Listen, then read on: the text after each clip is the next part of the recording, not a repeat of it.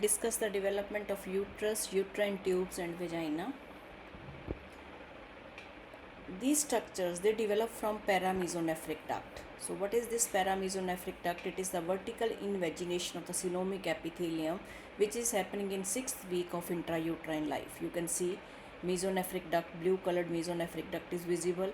So this paramesonephric duct is lying in relation to this mesonephric duct.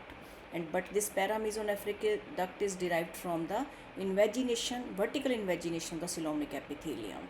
So relation of the paramesonephric duct and mesonephric duct is that paramesonephric duct is lying lateral to the mesonephric duct.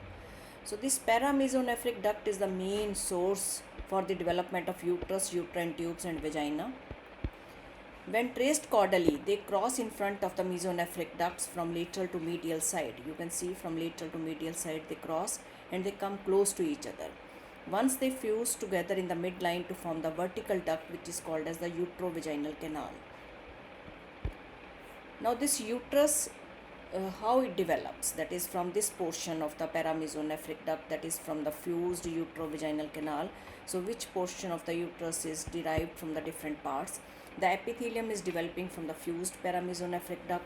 Myometrium of the uterus is developing from the surrounding mesoderm. The unfused horizontal part of the two paramesonephric duct come to be partially embedded within the growing myometrium and forms the fundus of the uterus. So this is the paramesonephric duct, and rest of the paramesonephric duct, these are going to contribute to the fallopian tubes, you can see here. Then primitive uterus soon differentiate into body and cervix. The uterine tubes they developed from the unfused part of the paramesonephric duct. The original point of invagination of the ducts into the coelomic epithelium remains as the abdominal opening of the tubes, that is fimbri are formed in this situation. So actually this is the invagination of the coelomic epithelium which is giving rise to the paramesonephric duct. So that point from where the original point of the invagination is happening, that remain communicated through the fimbriated end of the fallopian tubes. Now keeping in mind this development, that is from the paramesonephric duct, the uterus and fallopian tube they are developing. So the different anomalies which can be seen is, that is duplication of the uterus and vagina, then picornuate uterus can be seen, septate uterus can be seen, unicornuate may be seen, then infantile uterus is seen, that is no differentiation between the body, cervix is long, body is small, so that is infantile uterus. In this case you can see the division of the paramesonephric duct, so the two fallopian tube on each side is visible. So these are the anomalies of the uterus and the fallopian tube. Coming to the formation of the vagina, the lower end of the uterovaginal canal, that is fused paramesonephric duct in the lower portion, it is coming in contact with the pelvic portion of the urogenital sinus, resulting in the formation of the two outgrowths.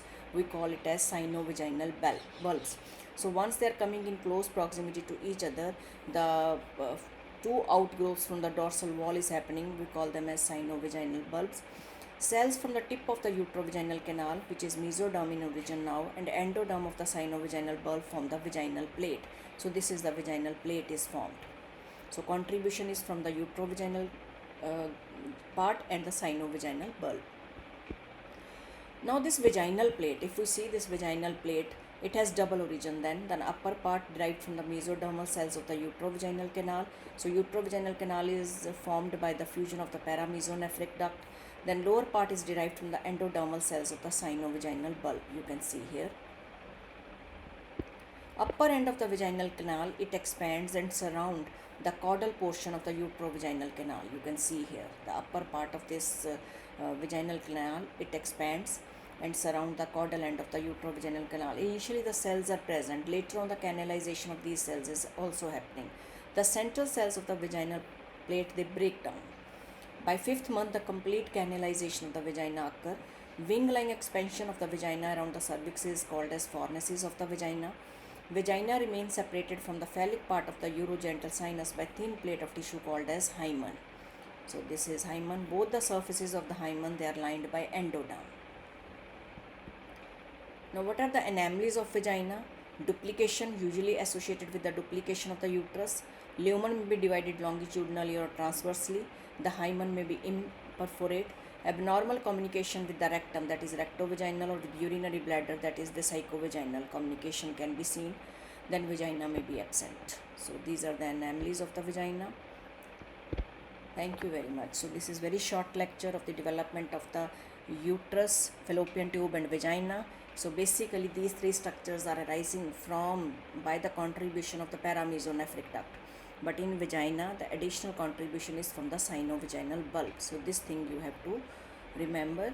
And if any doubt is there, you can write in the comment box. If you like my video, kindly like it, share it and subscribe it. Thank you very much.